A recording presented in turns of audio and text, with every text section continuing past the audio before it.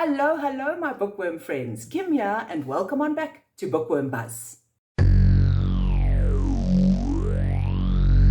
Firstly, bookworms, I must apologize for this video going up so late. The truth of the story is that I was actually on holiday and away from home for the first 10 days to 2 weeks. Actually, it was more like 2 weeks of February. You know, the first 2 weeks of February, I just wasn't here. I wasn't at home. And so I wasn't able to film this video. But as they say in the classics, better late than never. So apologies for the lateness of my monthly reading wrap-up pertaining to January of 2025. I managed to read 7 books, you guys, in the month. And so I didn't want to just forego doing this video or not putting it up at all. And so that is why it is going up a little bit late. That said, I did still want to share with you guys the 7 books that I read, the star ratings that I gave to them, and what I thought of those books.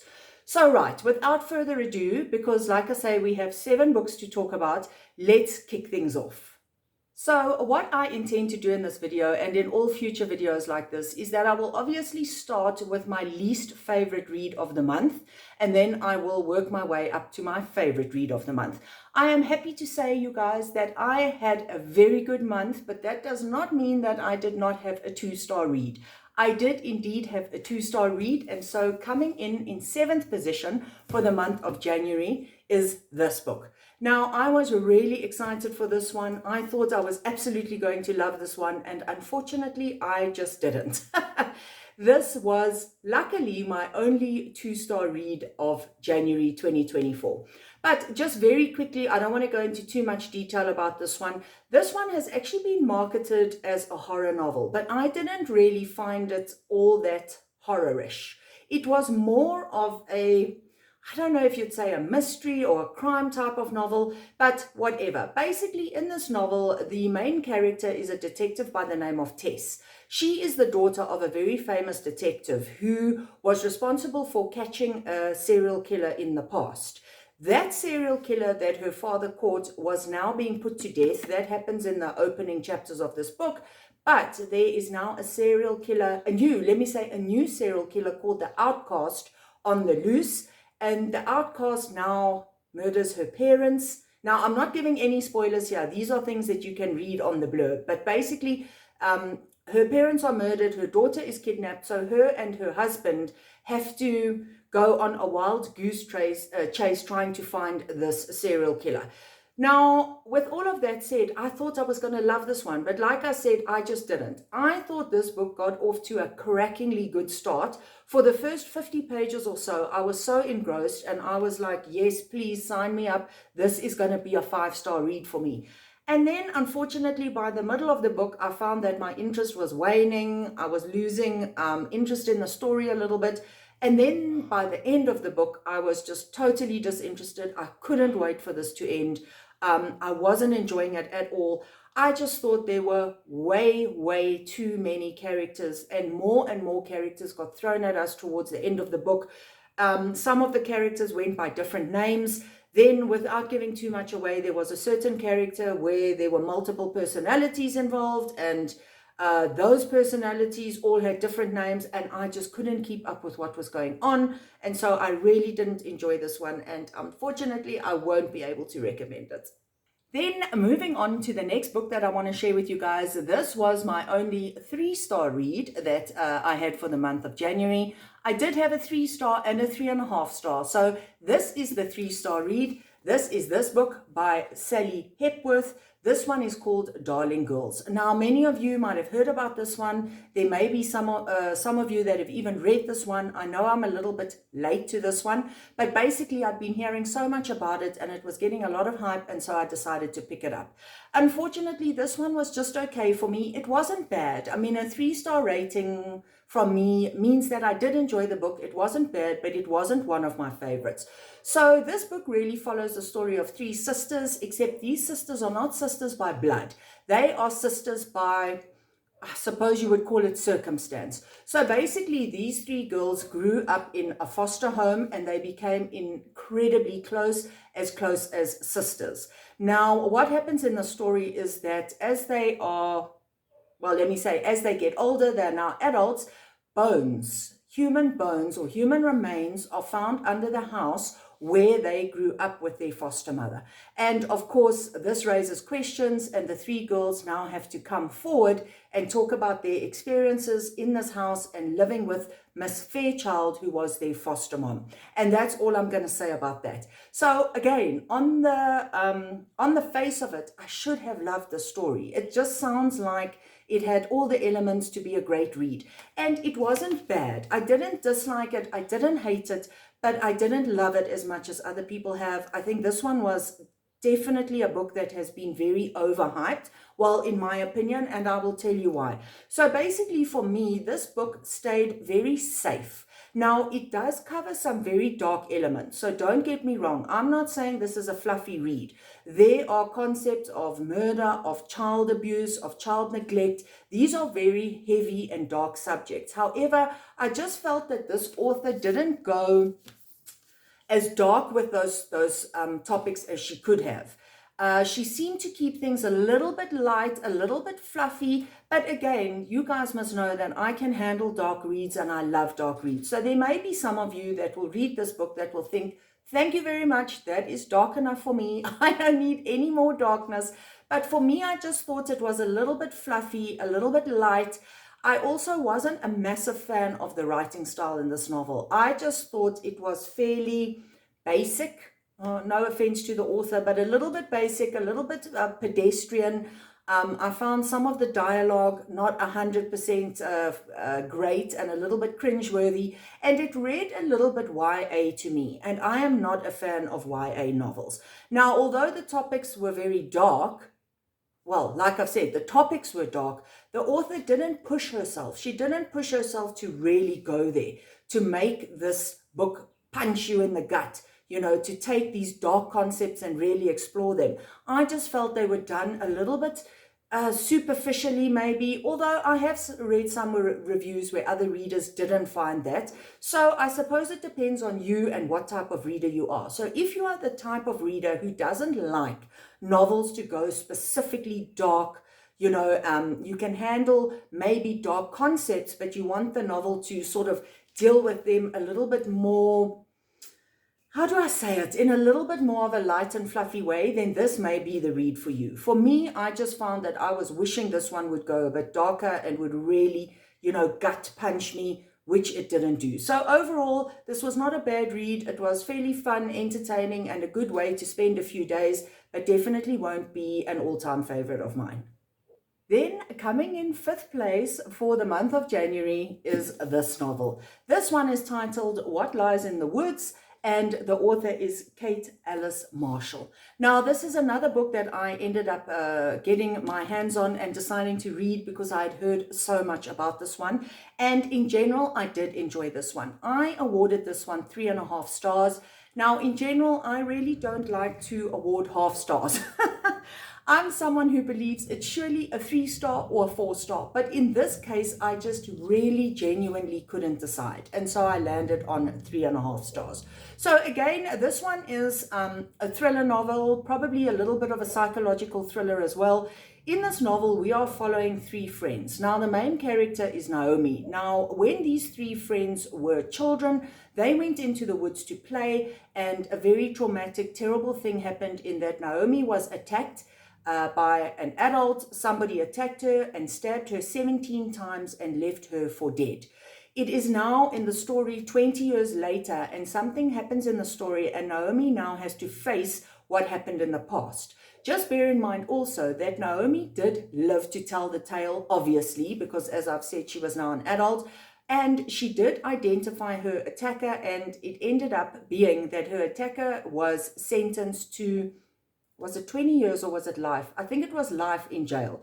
Anyway, like I say, that all happened when she was a child. She's now an adult and something happens, and her friends have to face the past and have to face what happened. And obviously things go from there, and I don't want to say more than that. Now, I really did enjoy this read. There are some people who have said that it reads a little bit YA, or they found that some of it seemed to be a little bit YA in its telling. YA, for those of you who aren't familiar with the term, means young adult. I must tell you that I didn't actually find that. I had no problem with this story in terms of how it was written and the dialogue and all the rest of it. What I did find now and then is that some of the story was maybe a little bit unbelievable, but then again, that is not unusual for thrillers. I mean, in the thriller genre, you do sometimes have to suspend disbelief, right? Because that does happen when you are reading thrillers. But in general, I really enjoyed this novel. I can't quite remember why it was that I didn't award it a full 4 stars. It might have been just that some aspects were a little bit unbelievable for me. But like I say, that shouldn't have really made a huge difference because thrillers can do that. Oh, yes. And I do remember also that I did find the story lulled a little bit. So the pacing seemed to be a little bit off for me. But in general, I enjoyed this one. It was a good read. If you think it sounds like something you will enjoy, then I do recommend it.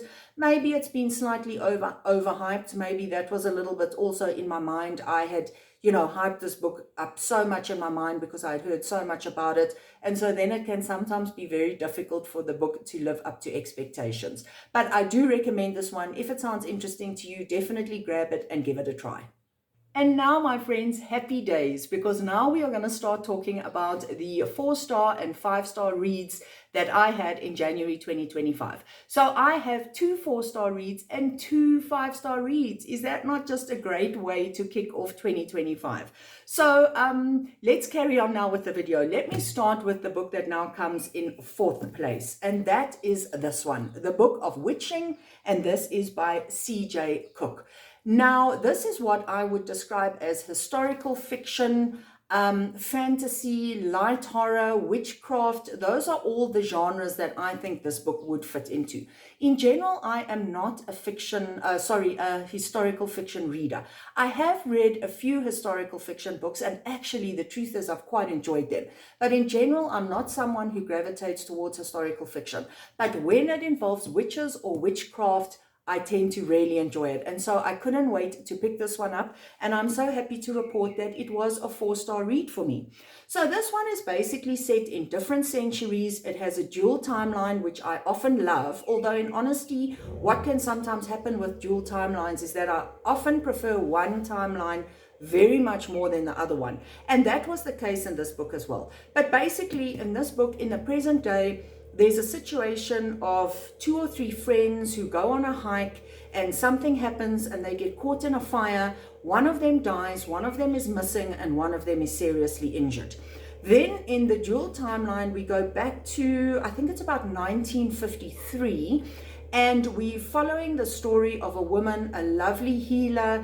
She's very well liked in her community. She helps people who are sick. And anyway, as you can imagine, she gets accused of witchcraft. And we then follow her story through her trial. She's put in jail. She has a trial, and, let me not say more than that. Now, I loved the story set in the past. I have so much interest in historical fiction when it comes to witches and witchcraft and being burnt at the stake and what happened to these poor women and what they were accused of. And so I loved those chapters in this book. And I think that is what pulled this book up to 4 stars for me. If it was just about the story set in the present day, it probably would have been a 3-star read. But luckily, I found there was enough in the past that really gripped me.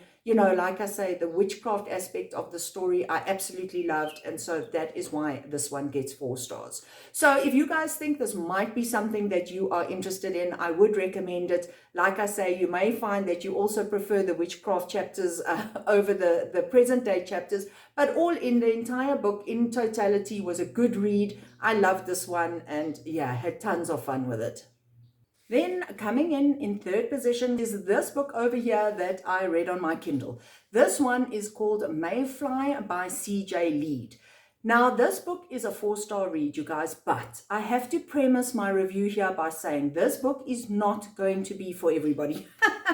And I'm almost nervous to recommend it because some of you may go and read it and then you're going to come back and leave me awful comments having a go at me. But no, in all seriousness, this is a book that I believe is a very niche type of read. You need to be comfortable with very dark and disturbing novels to read this one. But if you are like me and you are comfortable with those type of novels, then my gosh, please give this one a go. It is so fascinating and interesting, and I was hooked, although I'm not going to say this was not a difficult read. So basically, in summary, This is the story about Maeve Fly. Now, by day, she works in the happiest of places. She dresses up as a Disney princess and she entertains little children, and it's all bells and whistles and pink popcorn and all that type of stuff. Pink popcorn, I hope you get such a thing. But you guys know what I'm saying. But anyway, by night, her character totally transforms. And then her best friend's brother, who also has a very dark side to him, arrives in town. And from there, things just go completely pear-shaped in terms of their friendship. So this is a novel that, like I've said, really does go deep and goes dark. I was actually quite shocked by some of the scenes, and I suppose I just wasn't ready. Well, I don't know if I want to say I wasn't ready for it, but I maybe wasn't expecting it.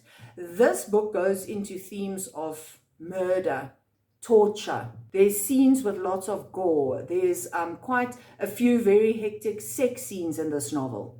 And so it really does go into some deep and dark places, but I absolutely love this one.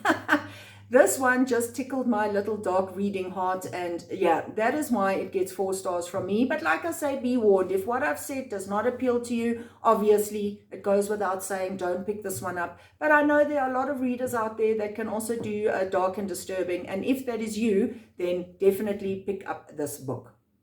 Right, my friends, now we get to my 5-star reads, and I have 2 of them. Firstly, in second place for the month comes this one.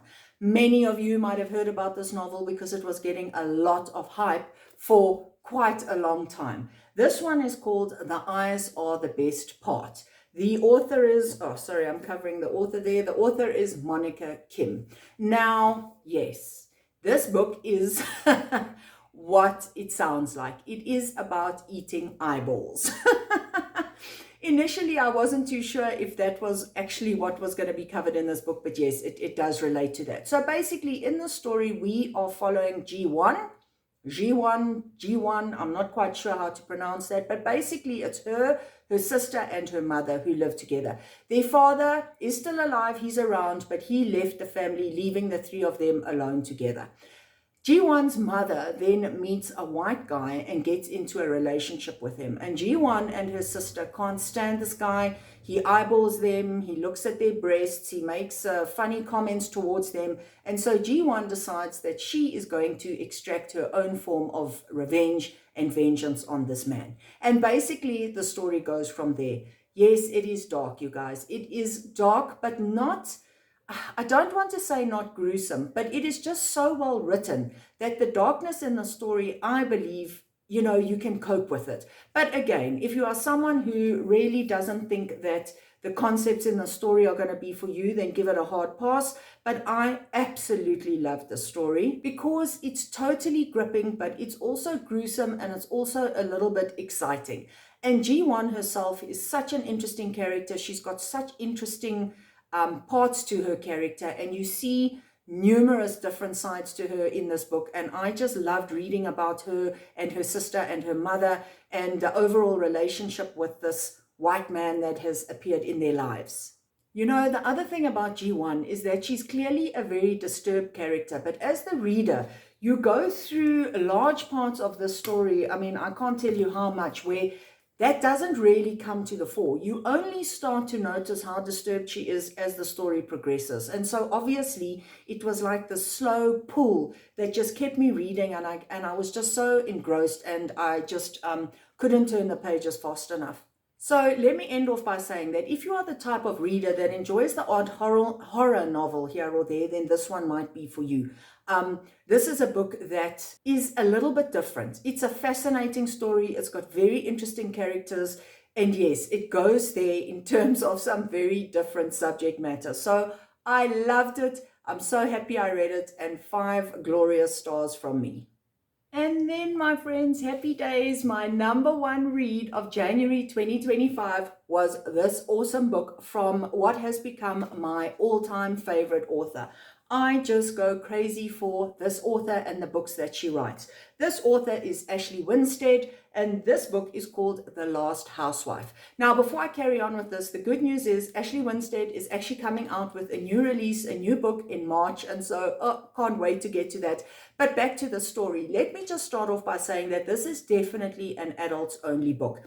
It's an adult thriller book, and it does cover some very mature concepts, especially in this, well, let me say, how do I say this? Especially in a sexual sense. So this book is really at its core about a sex cult. And so, like I say, you do need to be fairly adult in your reading preferences to enjoy this book. I also think that for some readers who are more sensitive, you should take note of the author's trigger warnings at the front of this novel. So I just wanted to show you very quickly what she says here at the beginning. She's actually got a page here on content warnings. So basically what she says is content warnings: suicide, rape, physical violence, sexual violence, trauma, self-harm, misogyny, gender essentialism, and drug use. So, I mean, that is quite a big list of of themes that may upset some people. But again, as I've said numerous times in this video, I'm totally okay with things like that. I can go dark, I can go disturbed. And so I really enjoyed this novel. So I actually don't want to say too much about the plot because I don't want to give anything away. But basically, this is a book where the less said about the plot, the better. So this is a book where a woman goes back to her college campus many years after she left the college. And as it turns out, looking back at what she went through when she was a college student, living with some of her roommates in a house, you can see that the book goes dark and disturbed. So what I mean is she goes back to her university, to her college, and from there the story unfolds and it goes down the line of explaining what happened to her there. So you do need to know that this is a cult book, and specifically it is a sex cult book. And so there are some scenes that I don't know if I can remember them being explicitly over the top in terms of sex scenes, but there are some scenes that are definitely very uncomfortable and that sensitive readers will not be comfortable with. So again, guys, if you are a follower of this channel, you do know that my reading tastes do go a little bit dark. I very, very rarely read light and fluffy things, although I am going to try, I must tell you guys, I am going to try in the next month or two to read a few romance novels. Yes. Shock and horror, I never read romance, but I am trying to branch out a little bit because sometimes reading a lot of thrillers can become sometimes a little bit boring because a lot of them are very mundane and they can follow a similar path. This one was not mundane. This one did not follow a similar path. Also, the thing that I must tell you guys about Ashley Winstead's writing is I just find her writing is so beautiful and so well done. There is no ways that you could ever read an Ashley Winstead novel and criticize the writing style or the dialogue, or think perhaps that it reads a little bit YA. Those are never things in all of the books that I've read by Ashley Winstead. Those are never criticisms that I would be able to level. Her writing style is extremely mature. It's excellent. I just love it. And I know that often different authors have writing styles that appeal to different readers. This is just an author whose writing style is up my alley 100%. So if you are an Ashley Winstead fan and you haven't got into this one yet, I would suggest that you do. If you haven't yet read anything by Ashley Winstead, please do yourself a favor and grab some of her books. They are just absolutely excellent. I really love them. She's an author where it doesn't matter what she puts out or what the blurb says about the book, I will read it because I just love her reading. Not her reading style. I just love her writing style. So guys, that pretty much wraps up this video. This is my #1 read of January 2025. This is The Last Housewife, as I've already said, by Ashley Winstead. So my friends, on that note, I am going to wrap up today's video. I hope you've enjoyed hearing about all the books I have read and that I have enjoyed. Well, like I said at the beginning or in the middle of this video, wherever it was, 4 out of these 7 books were absolute massive hits with me. And I really only had 1 or 2 that were flops. There was only one 2-star read, as you guys know, and that for me is considered a flop. The 3-star reads are books that I enjoyed. They are just not favorites of mine. So overall, my friends, I feel I had an excellent reading month in January. How did your year start? What did you read? Do you have any recommendations for me from things that you read in January? If you do, please feel free to comment down below and let me know what you read, what you loved, and what you think I should pick up. Okay, my friends, on that note, and until my next video, it's time for me to sign off and say, happy reading, bookworms. Bye.